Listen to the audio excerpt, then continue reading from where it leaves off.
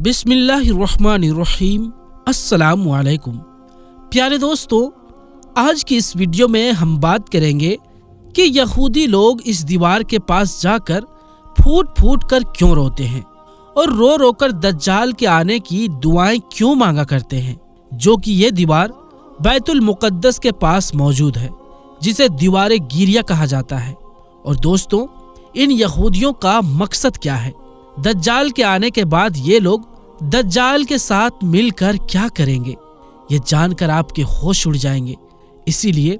इस वीडियो को आखिर तक जरूर देखिएगा। तो चलिए दोस्तों, वीडियो शुरू करते हैं। दोस्तों, पिछले कई वीडियोस में मैं आप लोगों को बता चुका हूँ कि यहूदी लोग दज्जाल को ही अपना असली मसीहा मानते हैं। उन लोगों का मानना है कि कयामत से पहले हमारा एक मसीहा दज्जाल दुनिया में आकर सारी दुनिया पर हम यहूदियों की हुकूमत कायम कर देगा। कुरान के मुताबिक यहूदियों को अच्छी तरह मालूम है कि इस्लाम एक सच्चा मजहब है,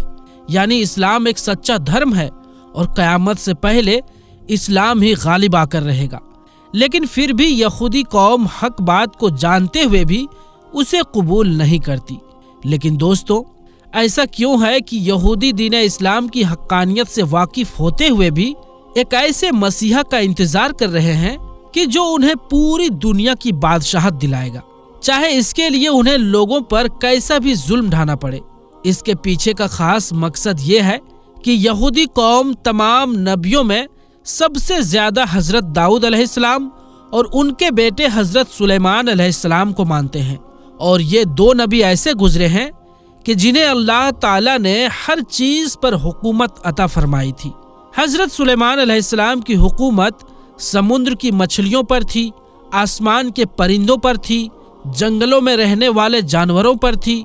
यहाँ तक कि अल्लाह ने उनकी हुकूमत जिन्नातों पर भी दे दी थी। जिन्नात हजरत सुलेमान अलैहिस्सलाम के हुक्म पर दौड़ दौड़ के काम किया करते थे और उस वक्त सारी दुनिया में सिर्फ एक ही बादशाहत थी और वो थी हजरत सुलेमान अलैहिस्सलाम की बादशाहत। हजरत सुलेमान अलैहिस्सलाम की बादशाहत का दौर ही वो दौर है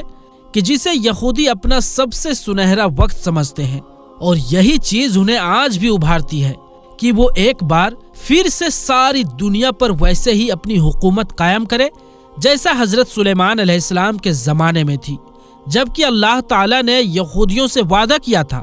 कि अगर तुम मेरी इताअत करते रहोगे, यानी कि तुम मेरी बातों पर अमल करते रहोगे और जमीन में फसाद नहीं मचाओगे, तो इसी तरह तुम्हारी हुकूमत कायम रहेगी। लेकिन इन्होंने अल्लाह की नाफरमानी की और नबियों को कत्ल करना शुरू कर दिया, तो अल्लाह ने कयामत तक इनके ऊपर जिल्लत व रुसवाई डाल दी। यहूदी कौम की एक और खास बात यह है कि ये इस कदर गुनाह करने के बावजूद भी खुद को अल्लाह का महबूब और उसका बेटा समझते हैं। नाउज़ बिल्लाह। कुरान में इस बात की तस्दीक मौजूद है और यहूदी कौम के आलिम आज भी इस बात को खुलेआम बयान करते हैं। यहूदी कौम आने वाले अपने मसीहा दज्जाल को अपना मजहबी पेशवा नहीं मानते, बल्कि वो उसे सियासत की नजर से देखते हैं।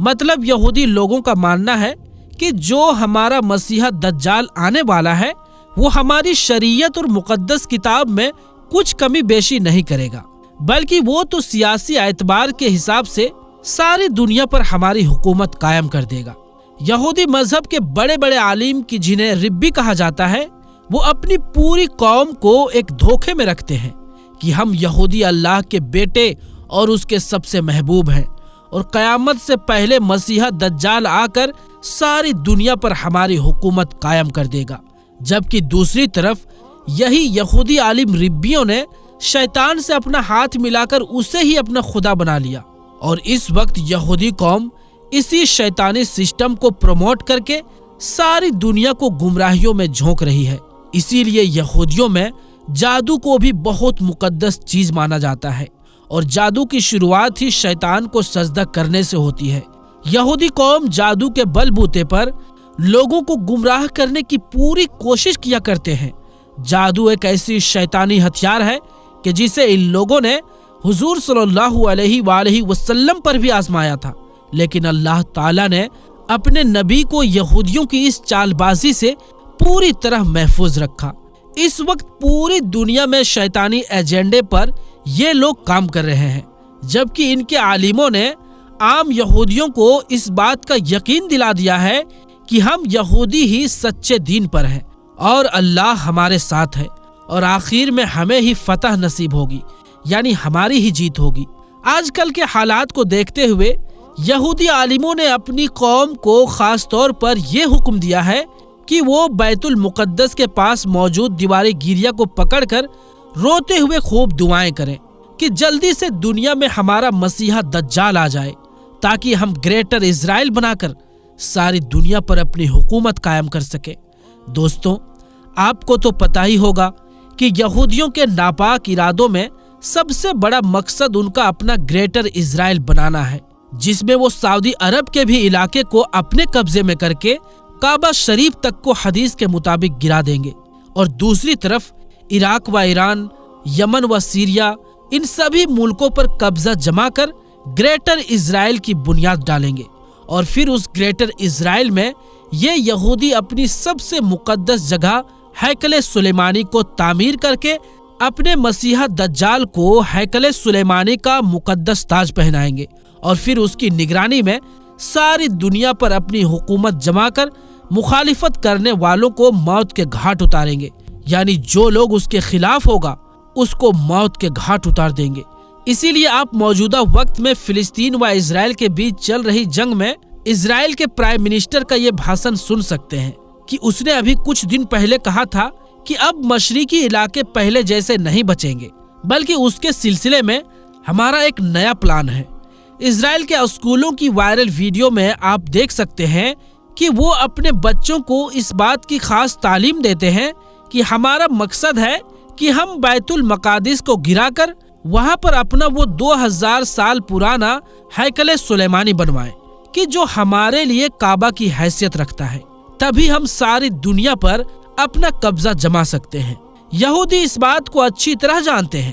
کہ جب ہمارا مسیحا دجال آئے گا تو وہ یہودی قوم کا آخری دور ہوگا، اور وہ پوری دنیا کا بھی آخری دور ہوگا، اور اس کے بعد قیامت بہت نزدیک آ جائے گی۔ یہی وجہ ہے کہ آپ دنیا میں جاری کسی بھی جنگ کو اٹھا کر دیکھ لیں تو اس کے پیچھے یہودیوں کا ہی ہاتھ آپ کو نظر آئے گا، کیونکہ یہودی جانتے ہیں کہ جتنی زیادہ جنگیں ہوگی اتنا ہی دنیا کا نظام خراب ہوتا جائے گا، اور پھر ان خراب حالات میں ہی ہمارا مسیحا دجال نکلے گا، کیونکہ حدیث کے مطابق دجال اس وقت دنیا میں ظاہر ہوگا کہ جب ہر طرف لوگ ایک ایک دانے کو ترس رہے ہوں گے، جنگیں اپنے عروج پر ہوں گی، اور ظلم و ستم اپنی حدوں کو پار کر چکا ہوگا۔ اسی لیے ہم موجودہ حالات میں دیکھ سکتے ہیں کہ ساری دنیا کے اتنا زور دینے پر بھی اسرائیل اپنی اس جنگ کو ختم کرنے کے لیے تیار نہیں ہے۔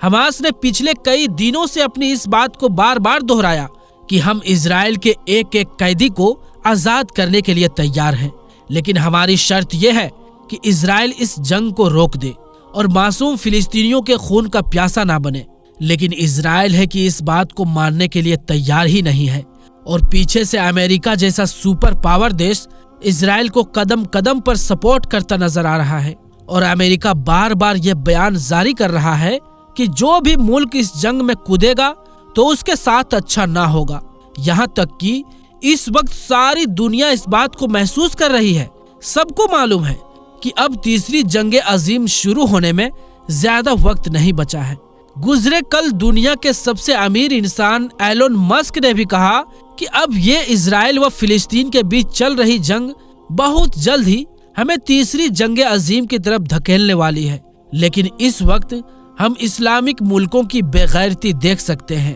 کہ سب خاموش تماشا بن کر معصوم فلسطینیوں کو شہید ہوتے دیکھ رہے ہیں۔ حضور صلی اللہ علیہ وآلہ وسلم نے آج سے 1400 سال پہلے ہی صحابہ اکرام کو ان حالات سے باخبر کر دیا تھا، اور ایک بار حضور صلی اللہ علیہ وآلہ وسلم نے فرمایا تھا کہ اے مسلمانوں، اس وقت تمہارا کیا ہوگا کہ جب دنیا کی غیر مسلم قومیں ایک ہو کر تم پر حملہ کرنے آ جائیں گی۔ اور دوستوں، آج ہم دیکھ سکتے ہیں کہ اسرائیل کیسے دھیرے دھیرے سبھی غیر مسلم دیشوں کو اپنے ساتھ جوڑتا جا رہا ہے، تاکہ وہ خود کو ایک مضبوط طاقت بنا کر سبھی اسلامک دیشوں کو اپنے پیروں تلے کچل دے۔ جب حضور صلی اللہ علیہ وآلہ وسلم نے صحابہ اکرام سے یہ بات فرمائی تھی تو صحابہ اکرام نے حضور صلی اللہ علیہ وآلہ وسلم سے پوچھا کہ اے اللہ کے رسول صلی اللہ علیہ وآلہ وسلم، کیا اس وقت ہم مسلمانوں کی تعداد بہت کم ہوگی؟ تو حضور صلی اللہ علیہ وآلہ وسلم نے فرمایا کہ نہیں، ایسا بالکل بھی نہیں ہوگا۔ اس وقت تو تمہاری تعداد بہت زیادہ ہوگی، لیکن تمہارے اندر دنیا کی محبت اور موت سے نفرت بیٹھ جائے گی، اسی لیے تم ان ظالم قوموں کا مقابلہ نہیں کر پاؤ گے۔ اور دوستوں، آج ہم دیکھ سکتے ہیں کہ حضور صلی اللہ علیہ وآلہ وسلم کی یہ حدیث کیسے سچی ہوتی نظر آ رہی ہے کہ سبھی 57 سے زیادہ مسلم دیش اپنے فائدے کے لیے معصوم فلسطینیوں کو کٹتا مرتا دیکھ رہے ہیں، لیکن سب خاموش ہیں۔ یہاں تک کہ 2 دن پہلے سعودی عرب کے بادشاہ نے امریکہ کے وزیر خارجہ سے فون کر کے بات کی کہ جس میں امریکہ کے وزیر خارجہ نے اس بات پر پورا زور دیا کہ سعودی عرب اسرائیل کے ساتھ پوری نرمی برتے۔ اسی لیے ہم دیکھ سکتے ہیں کہ اب سعودی عرب بھی دھیرے دھیرے اپنے دامن کو معصوم فلسطینیوں کی مدد سے سمیٹتا نظر آ رہا ہے۔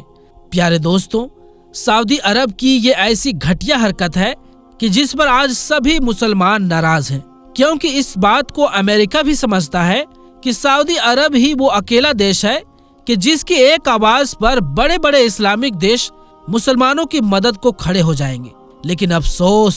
کہ سعودی عرب خود ہی اس وقت اسرائیل کی طرف جھکتا نظر آ رہا ہے، اور یہ حضور صلی اللہ علیہ وآلہ وسلم کی اس حدیث کی پیشن گوئی ہے کہ جس وقت تمہاری حکومت بے وقوفوں کے ہاتھ میں تھما دی جائے تو سمجھ لینا کہ اب قیامت تم سے بہت قریب ہے۔ اور ابھی کے موجودہ حالاتوں میں آپ لوگوں کو دیکھنے اور سننے کو مل بھی رہا ہوگا۔ تو پیارے دوستوں،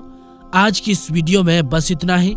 آخر میں اللہ تبارک و تعالیٰ سے دعا ہے کہ اللہ تبارک و تعالیٰ ان سبھی لگ بھگ 57 سے زیادہ اسلامک کنٹری کو صحیح سمجھ عطا فرمائے اور فلسطین کے مسلمانوں کے لیے ایک ہو کر مضبوط طاقت بننے کی توفیق عطا فرمائے اور مسجد اقصی کی غیبی مدد فرمائے۔ تو پیارے دوستوں، آج کے لیے بس اتنا ہی۔ انشاءاللہ ملیں گے پھر کسی نئی ویڈیو کے ساتھ۔ تب تک کے لیے السلام علیکم، اللہ حافظ۔